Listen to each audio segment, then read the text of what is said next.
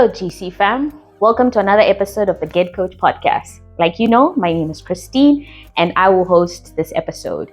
Now, if you are new to this channel, you know what to do. Subscribe and hit the notification button so that you do not miss out on an episode.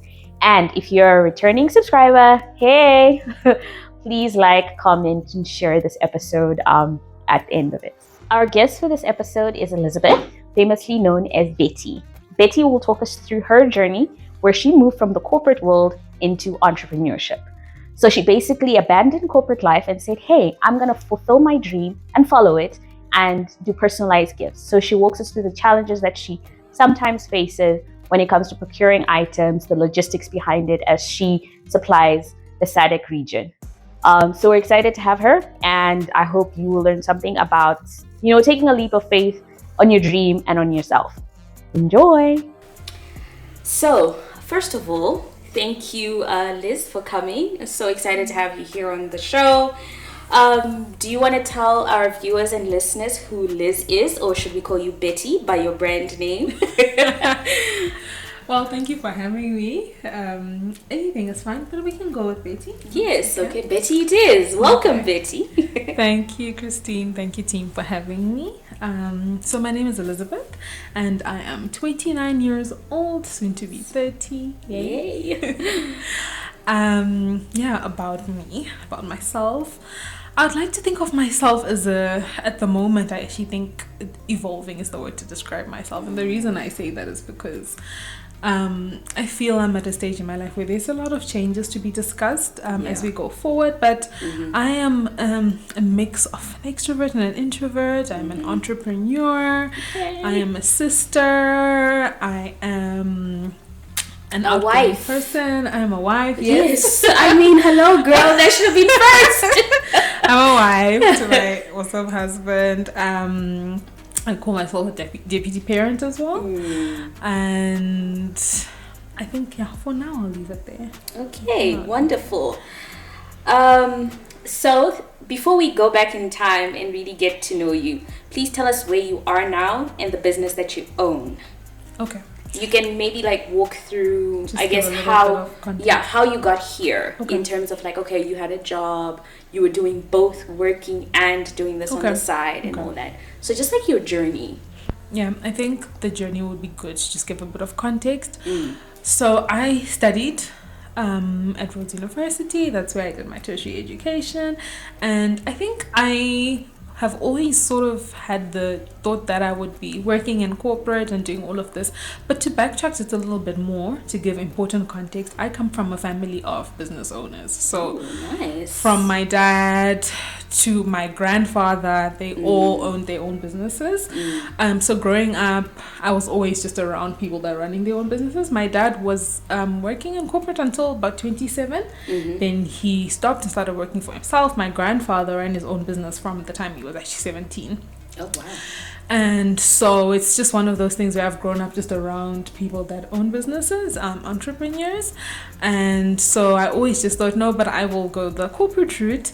And so I did my tertiary studies at Rhodes University. And then after that, I started working. That was in 2017. Yes, I started working in 2017. And I was working for 2 years, 17, 18. Actually, I worked for a year until I decided, I want to try something out and just having a business because, those starting salaries are not the best. Yeah, paycheck after paycheck also. Yeah. The starting salaries are not the best, and I was struggling to make ends meet. So I thought maybe let me just do something. So initially, I actually started out doing natural hair styles and selling natural hair. Wow. Because I was, in that natural hair movement, on top of things. I did that, but it didn't last very long. Actually, I think I only did that for about 6 months. And I realized that I love styling my own hair, doing my own hair, but not necessarily doing other people's hair. So that really wasn't a very long stint, but I learned a lot just about running my own little business in Johannesburg. Yeah. And then from there, I decided I've always been that sort of member of the family that likes putting together little events for people when it's someone's birthday, presents. I like putting together cute things. I love that. That's a very high level explanation. But essentially, I decided, I had a conversation with my aunt. She owns a game farm in Brits actually, and she was looking to get those, those luxurious robes that guests get. Yes, and she was like, I found a supplier who makes nice robes. I really struggled, and then we were just discussing. Oh no, that would actually be an interesting business model. It just so happened that year it was like 2 months until Mother's Day. I was like, oh, maybe let me just try it out, see. Yeah. Sell a few robes. We did a very small cute photo shoot with my other cousin. I bought a few robes, and then I just opened a little page on Facebook and I said, oh, Mother's Day robes, and essentially that's where the business started. But I was still working full-time at this point. I'm still working full-time, but I think I've always been those people that, because I believe in transparency, I told the people I was working with, look guys, I've started a business. I am still working here, but I've started a business. Did you tell them? I actually did. Oh, so you were transparent about yes. all that, just in case you were breaching any sort of So I told my direct manager at the time, look, I've started a business. This is what I'm trying to do. Initially, what I was trying to do was just sell robes.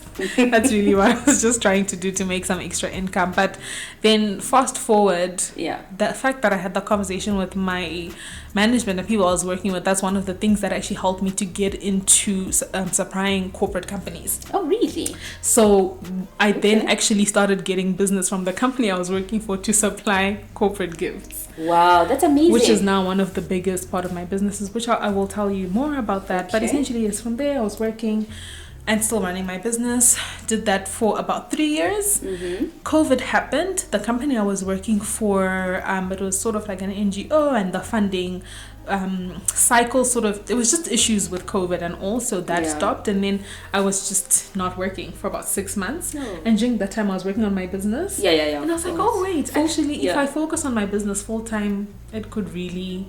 But then I still went back into full-time employment again for another year or so then, until I finally decided last year to leave full-time employment to just give it my all. And my business, by the way, which I don't think I explained, I do corporate gifting, lifestyle gifting, everything customized, anything customized, leather products, like I said earlier, the robes. We do towels, anything that you can think of that you want to customize or personalize. You also do those proposal boxes for people, for weddings, your bridal parties, for anything wedding vibes. We do that. Groomsmen, bridesmaids, parents of the bride, all of those sweet things. So we will put a link to her page because it's gorgeous. And she puts such a lovely touch to all her items. So transitioning from corporate to doing your own things, entrepreneurship and side hustle, that's a very big step. I mean, I think we all sort of stuck to this essence of being in the space of a job, of having employment because it's safe, right? So how is that for you? Like because earlier on Kate mentioned how if you work for a company, you're basically getting 12 salaries for the whole year. That's super scary if you think about it. You're like, is that it? I work basically 8 to 4 and I'm only getting 12 salaries. So how is that sort of transition? And putting in so much faith into your business to say, okay, I'm not just going to get 12 salaries a year. I'm going to put in all my effort, my heart into this, and hopefully get income, consistent income that doesn't come on the 25th of the month. That's an interesting question, and I think firstly it's important to note and to know that those 12 salaries that you receive whilst working in a corporate, I guess that consistent income is not a bad thing. It is not a terrible thing. It is stable. Working for a company that on the 25th or whatever it is each day, each month is stable, is very good. It's not a bad thing. But I think I've always had that thing where I said to myself, and I think I was saying to you earlier, numbers are important. And the reason I said that was because one of the things that I always discussed, with my husband, with my family, was that I am going to work until my business reaches a point where I can cover my basic expenses. Yes, right? That's a nice one. So I would be lying if I said I took a leap of faith. Okay. I did the numbers. And once I got to the point where the numbers made sense, I was like, okay, I can afford to actually make the jump, because at the end of the day, we need to pay bills. We're adults. Yeah, we do. There's a lot that needs to happen. And I really applaud people that take that leap of faith, not knowing what will happen or what will be their next meal. But for me, it was a matter of, I said to myself at the beginning of last year, because one of the things, you know, when we discussed earlier, some of the focus in my business, one of the things is weddings and a lot of things. But for me, I've noticed the consistent income comes from the corporate contracts. So last year, my big thing was I would love to secure 5 corporate contracts so that I know I have 5 big, I put that in quotes, 5 stable companies that I'm working with that consistently need stuff. So it's not just me relying on someone to get married, but with companies, it's, you know, they need to gift their clients, they need to give things like that. So for me, it was okay, let me at least secure 5 corporate companies, do the maths. I'm not a big maths person, but obviously when you're running your business, you have to figure it out. And once my income made sense for me to make that transition, that's when I said, okay, I'll be able to do this. So I think that would be what was one of the big things when it came to the transition. And I think also being emotionally ready, because that thing of not being guaranteed, yes, of course the numbers made sense, but it's still, you're still not guaranteed. Some months business is not making sense and you're it's like dry. Okay. And that if cost of living in South Africa, as we all know, is going up, like there's no tomorrow, discovery, medical aid, all of these things, interest rates today just went up, right? Everything. And so there is still that volatility, but I think just the drive to know that, okay, I'm doing this, you know, my business is there, it's my dream, but it's also a dream that can pay my bills, was a big thing that led me to saying, okay, it's time for me to make the jump. And it's basically your time. You make time for what you need to do, and you're owning your own time. You're not going at your employer's pace. What's interesting is I'm working more now. But at least you know the money is coming to you. It's not being split by so many factors. So in the situation of transitioning and obviously starting your business, one of the biggest questions, and this we asked in our previous episode, was about capital. How did you go about that, and what can you tell our viewers and listeners that I may not have had 50,000 rand, but you know, I started this, these were my steps to get to where I needed to be? So you remember I mentioned earlier on that I grew up in a family where a lot of people run businesses. So I've seen different business models. Those that, you know, get capital, get loans, and so on. And I think based on some of the experience that I've had, I'm scared of debt. So one of my big things when I started my business was, this business needs to be self-sufficient in such a way that I don't need to borrow to move products or to sell things. So essentially, right from the start of my business, my model was, so even on my invoices that I send to my clients, it says full payment secures your order. So essentially what I do is, if someone wants 5 robes and they cost, I'm just throwing out numbers there, and let's say they cost 5,000 rand, right? They need to pay at least either 50% of that or full payment for me to be able to fulfill the order, because it's a fair ask. Without that, then I need to have some sort of loans or things from the bank, and things happen. Maybe you might bill someone and then they decide they don't want it, or you know, a lot of things happen in business. So for me, I just decided that, look, I'm scared of debt. I don't want to owe banks money. And so I just have that model where the client needs to at least pay 50% so that we can get going with production. But now, because I am trying to scale. Oh, and wonderful. I'm trying to scale. That's one of the big things. And I'm starting to realize that scaling needs money. A lot of it.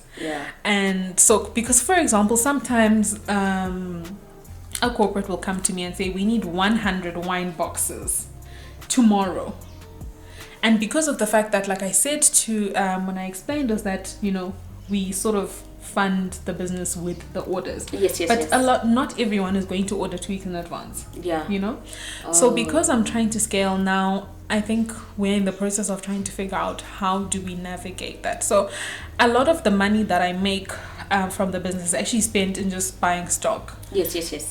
And buy a lot of stock, but I think this is something that I'm really trying to figure out how do we get to that stage where we can have all of this massive stock ready that doesn't necessarily require clients. And so maybe over time we might consider that if the money makes sense. Yes. Because I think it's important. I think it's definitely important to be able to be ready. Yeah. Because I think one disadvantage us, and I call us small business, and I put that in quotes face, is that we don't necessarily always have the resources ready to fulfill big orders. And big orders is where the stable income that we discussed comes from, right? Okay, so just also we're still on the topic of the businesses. I know, so you do the corporates, you do the obviously the smaller, the private people and all that. I know that one of your main or one of your big clients actually are also in Zimbabwe. So it's really not just, you're not just supplying to South Africans or at least people located in this country, you're also supplying for people back home. So how does that then work? Like the logistics side behind it. How do you make it work? And because I think here, how do you deliver to your clients here in South Africa or Joburg? I'm not sure. Okay. So I think it'll be good to just explain the business process in that sense. So our main market base, what we're trying to do is to first master SADC region before going out. So we actually do quite a lot of the SADC region, the Zambias. Is Malawi part of SADC? I'm not sure. Yes, we are. But a lot of the countries that I guess let's just say sub-Saharan Africa. Yeah. That's what we're trying to do so that I don't mess up my geography. And so logistics-wise, what we do here in South Africa is that we have drivers that we just work with. It's quite easy to... We have a few drivers that we sort of built good rapport with. But also Uber Connect sometimes because it's extremely convenient. Yes, it is. So sometimes if you need to just get something quickly to your client, we use Uber Connect. We have some drivers, but with packages that are going to like Cape Town, Durban, the other sort of provinces, we use Postnet, DHL, FedEx, just the local sort of couriers that are there. And then also with the cross-border, that gets a little bit complex. Yes, it should. But we have actually one courier company that we work with that we've been working with since 2018. So we've built quite good rapport with them. We work well together. We have our fixed rates and they know for a package this small, this is the amount, the sizes. So I think that certainty in terms of just knowing all the costing helps. So we work with a certain company. We give them all our stuff. So we are every single Friday we have packages going out. To Zimbabwe especially because that's our other main market.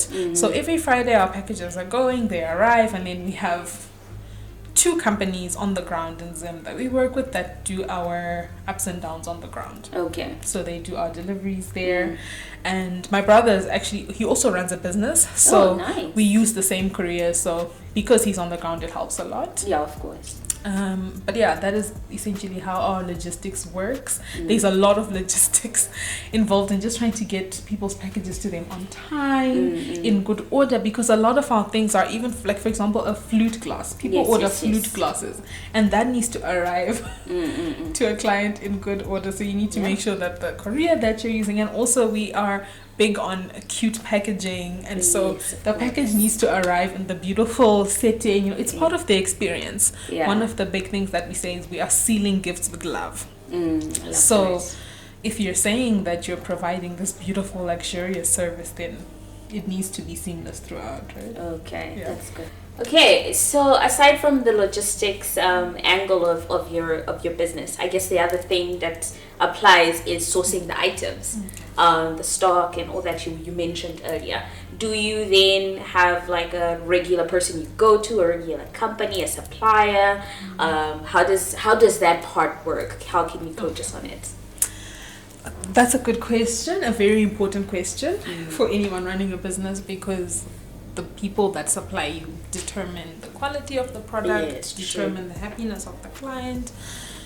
So when I started off the business, initially I was outsourcing everything and just literally finding someone who, for example, makes boxes and then someone who can customize those boxes. But now I guess you'd say it's a hybrid mix of, I have certain suppliers for things and I also am in-housing some things. So for example, we do a lot of, we call them the luxury gift boxes.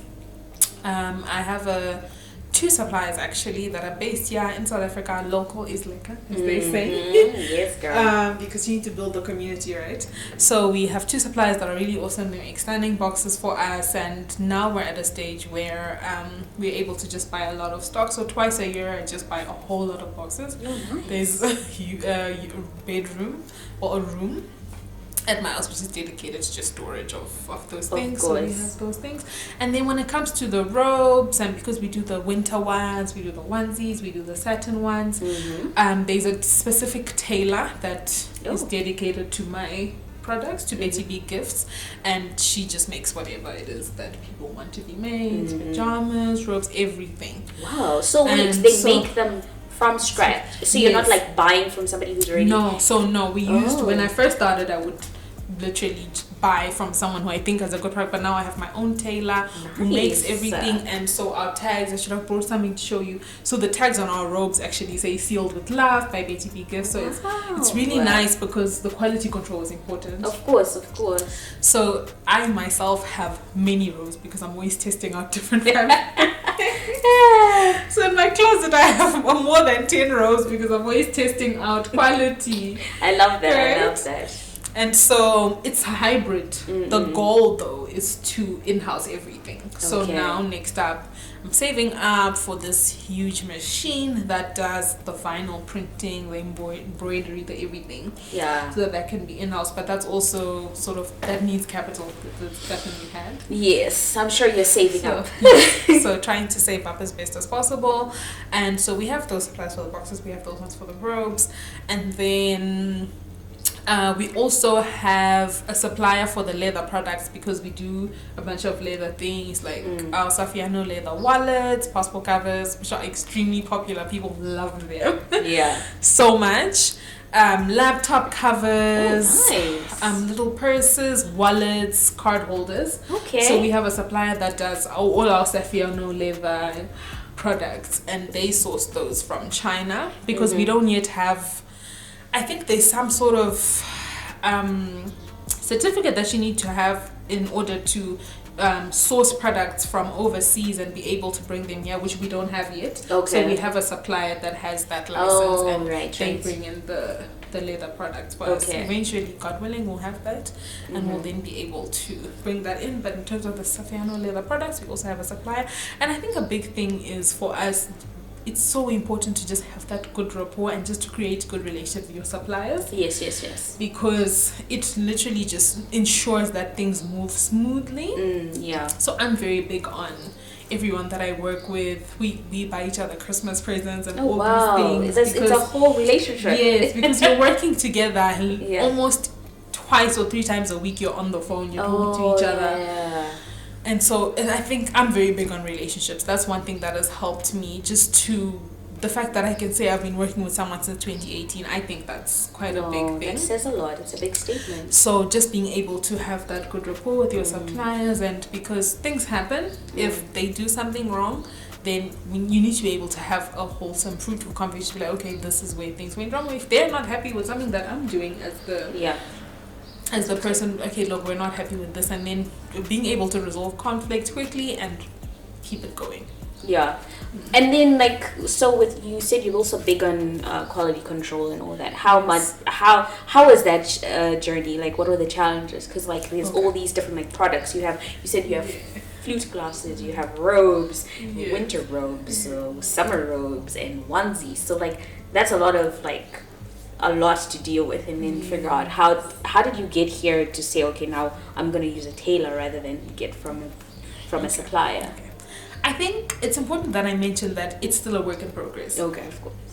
So our products are not yet perfect to the point where I'm like, okay, everything is as it should be. But what I have noticed is that taking time to just test out a product. So when the business first started, I was like, oh, I want to sell this, great, let me sell it. So for example, you start, right, and you say, oh, I'm going to sell this robe, and then you sell it to Christine. You've not tried it on, you've never had it for more than 2 to 3 weeks.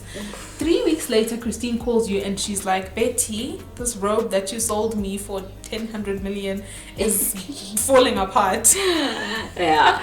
So those are some of the challenges that we faced where so now, as expensive as it might be, every single product that goes out has to have been stress tested, as I call it. Oh, that's amazing.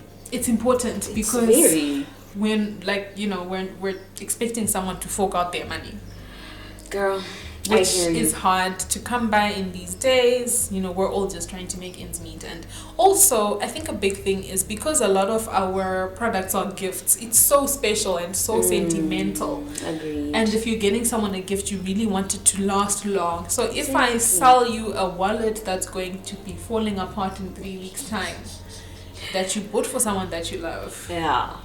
Yeah, no, I hear you.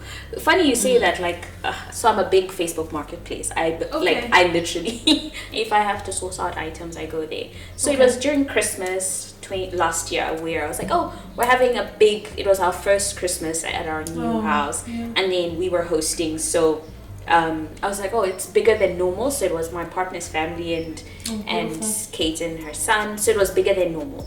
Then I'm like, oh, let me get something cute for everybody who's coming. So I got these little flat bauble, I think that's what they call them, glasses, like decoration items you put on the tree. But this lady, so I got it, the lady who made them for me, I paid her already and all that stuff. Again, I'm trusting. Paid her, and then when I got the items, like, so they were personalized as well. So they had everybody's name on it. And when I got them, those little bowls for the tree. So it wasn't the bowls; it was the flat ones. Okay. So the stickers or the names. So she just puts people's names on the item, but then it was like a sticker.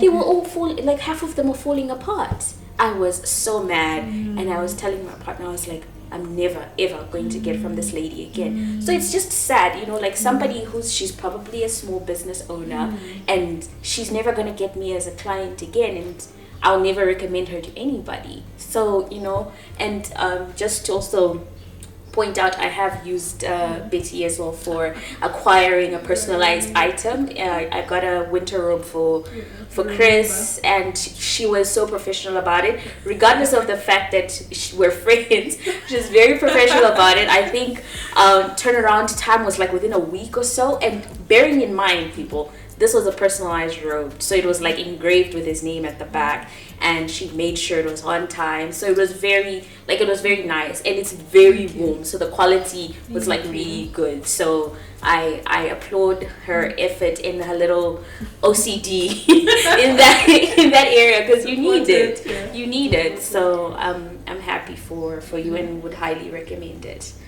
So any other challenges that you sort of faced through, aside from logistics, aside from acquiring and sourcing out all your products? Okay, I think in terms of challenges, the one was, so I'm a foreigner that lives in South Africa, and so I had to register my business here. Oh, so it is registered? Yes. So what were the steps in that then? Yes, so initially I was very scared because I just didn't know. I think one of the big things is we don't learn much about how to register businesses in school, whether it's... What do we learn in school?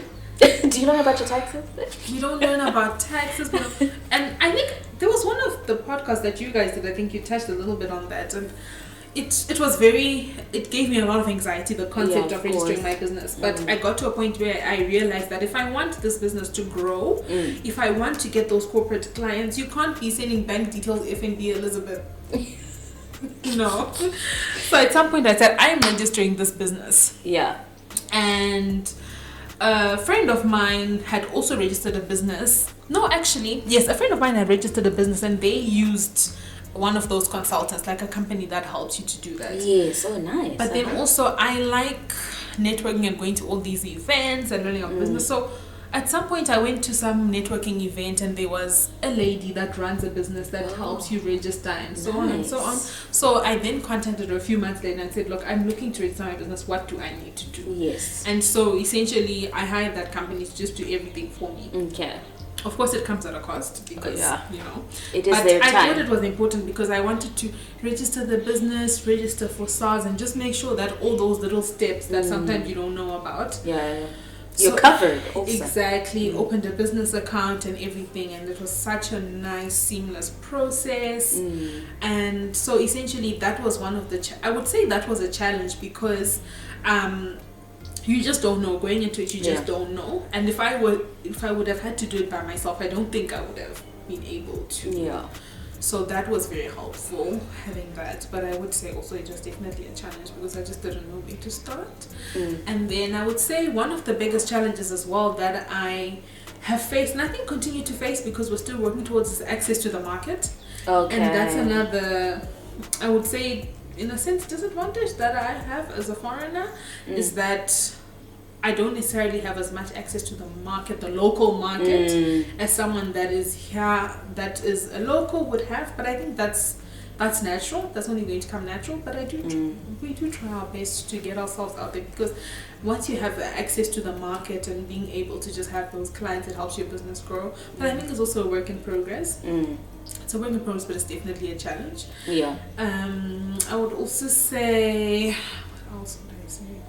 Some of the challenges that we face. I think we already sort of touched on the capital one. Yeah. So I think those would be the main ones that I would say. Okay. But I think outside of challenges, I think it's also important to mention some advantages. Yes, I was saying about to ask that. I mean, for you know, you're God's favorite. You had a manager who was willing to say, listen, we want to source out some personalized items.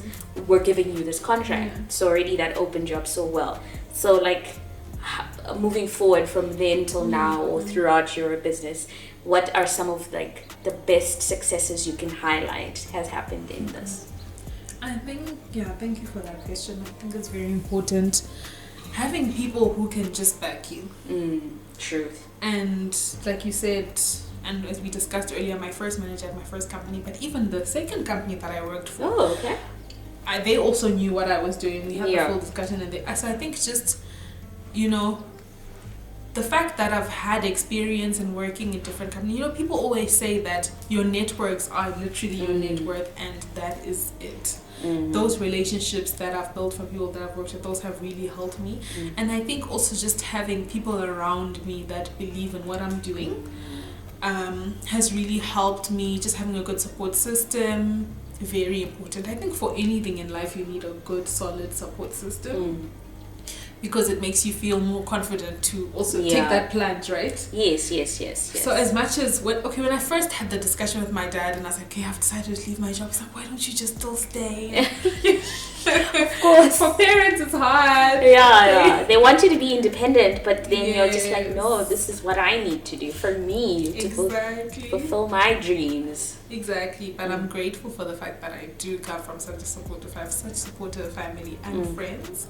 And just being able to, I believe that even just one order is a seed into my business. So you know, you've ordered something from me. To me, that is a seed that you planted into my business. And you could have just said, no, I don't know if she's my friend, but I don't know. But just people that are around you having faith in you. That's actually how you grow those networks. There's a recent corporate client that I started working with, actually.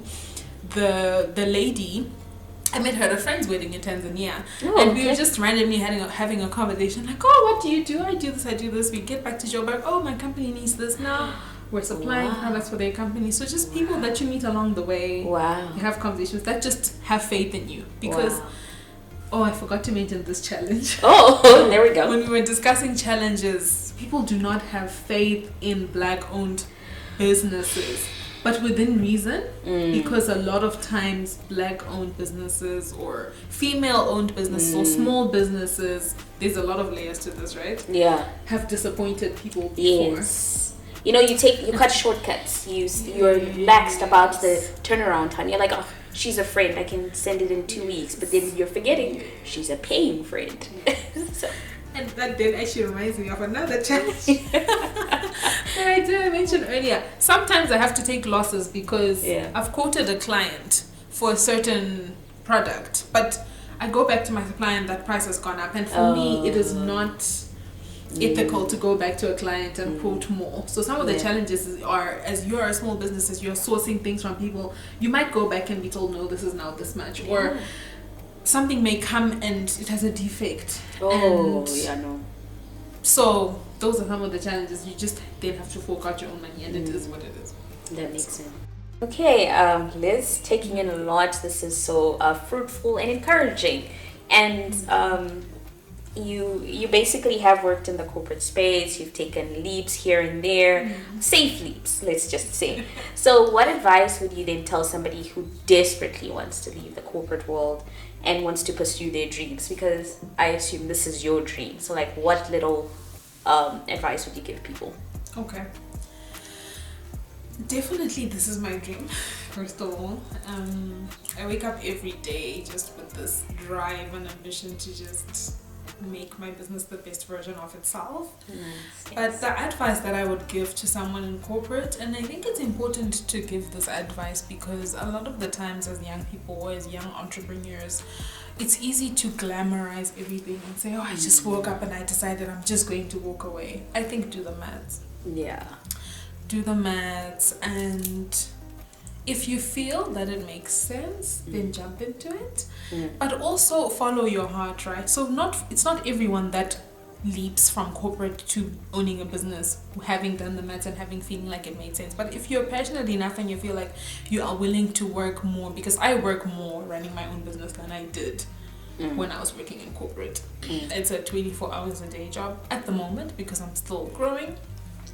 But I think it's very important to just have that drive and just be ready to take that leap of faith and be ready to put yourself out there. Yeah, of course. I put myself out there a lot. I'm forever on all of my social media networks. I feel like my followers are so bored every day. So you just need to be able to believe in your dream, to push it so much with your everything. But I would definitely say another piece of advice is network within the spaces that you are in. Because, for example, as people that work in Joburg, we spend a lot of time at work events with work people. Yeah. So when we say network, it's literally within those networks. Yes. Network within your networks, work with what you have. Yeah. And just believe in yourself and back yourself. Just back yourself. Actually, it's not even just about work. I know Kate, for instance. She believes in church events where they also provide that opportunity and that space for business talk and encouraging women encouragement, women entrepreneurship, and all that stuff. So even those spaces, we shouldn't just limit ourselves to 100%. Just saying work. We can do the church places where we often are frequenting and all. So just to now sort of, I believe you touched on it, but like put it in more glamorous words. Are you fulfilled? Okay. I would definitely say that I am fulfilled because this has been my dream for a long time. And I think just seeing your dream come to life slowly but surely it's extremely heartwarming. What especially makes me happy, as much as I know I mentioned that corporate companies provide the stable income, the lifestyle gifting, the weddings, seeing the brides so happy, the families, anniversaries, birthdays, those things, just seeing the clients come back and say, wow, thank you so much. Our mom loved the gift, our dad loved the gift, my husband loved the gift, my wife, my child, those things, it makes my heart warm. I kid you not, every time I receive a message, I'll like run to my husband's office and be like, look, this person, they're happy on. That's beautiful. It really brings joy into my heart. It really, really does. Okay. And then let's take it back a few years. Okay. It's a 10 or 11. 11, since you say you disclosed your age. Are you where you thought you'd be right now at the age of 18? No. Okay. Definitely not. All right. So in my final year of high school, we had to all write what we want to be, and I remember writing, I want to go to Oxford University. Oh, then hello. become a lawyer. And no, I'm not a lawyer. I didn't go to Oxford. I definitely saw myself working for one of these UN type organizations and that sort of thing. And I guess it's safe to say that's not necessarily off the table, but at the moment I'm very happy with, pushing my business. I think it's also because I'm sort of forward looking. I plan to have children in the near future, and I really want to be a super present mom. I think one of the best ways for me to be able to do that is to be able to run my business in a stable way such that I can be present as a mom. Yeah. It does get hard. Like you said, we spend most of our time at work. So yes. yeah. I totally hear that, and wishing you all the best in the motherhood journey. Oh, thank you. So I guess now, just to wrap it up, you did say you want to scale up with Betty Bees and all. How do you envision it? Do you have like a 5-year plan or 2-3 year plan? How is it looking? Okay, so in terms of scaling, one of the big things for me is having a bigger team. So at the moment, it's myself and 2 other team members that I bring in as and when I have big orders. But I think having a consistent team that I can, so for example, when I travel, sometimes some things just have to come to a halt because it's me who's running the business. And for example, recently I traveled just before Mother's Day, and it was extremely stressful. The fact that I was away so close to Mother's Day. So for me, scaling means being able to grow my team, and also being able to, for example, have a website where people can just go on the website and shop on the website. And there's actually a specific reason as to why I don't yet have a website, and the reason is because I, at this moment, don't feel that I have enough stock that can be able to keep the website running. I don't want to just have things that say out of stock. So for me, scaling also means having that stable level of stock that I can run a Shopify website, and someone, Christine, Kathy, you don't have to talk to me. You don't even have to talk to the website. You can just go to the website and say, because not everyone wants to, hi, I'm looking for this, can you help? Back and forth. People like quick things, and I think that's one of the reasons why I look up to big organizations like Net Florist. You go there, click, 2 days later you have your package. You don't have to talk to anyone. So I like that. And that also is what scaling looks like to me. Okay. And is that all? Yes, definitely. All right. Okay, cool. All right. So I think we have come to the end of this episode. I just want to thank you, Betty, for coming and letting us know and being vulnerable with us about your business. She's not often ever on the camera side. So this is her coming out party where she's showing her face. So we truly, truly appreciate her confidence and for coming and talking to us about her business. And we will link her page. You can have a look and buy and purchase. Father's Days are coming up, birthdays, like she said, weddings. Maybe your company needs a few items. So yeah, again, thank you, Liz. Thank you, team. Thank you so much. It's been awesome. Bye. Bye. All right, that was an amazing episode, just fulfilled with so many amazing nuggets on fulfilling your dream, following your dream, and just taking that leap of faith. And like she emphasized quite a bit, the numbers speak for themselves. So always follow your numbers and don't just dive right into it. You always have to be safe when you are leaving the corporate world, which is sort of safe for most of us, and taking that journey to be an entrepreneur and earn multiple streams of income. I hope you enjoyed the episode. Like, share, and we'll see you again next time. Bye.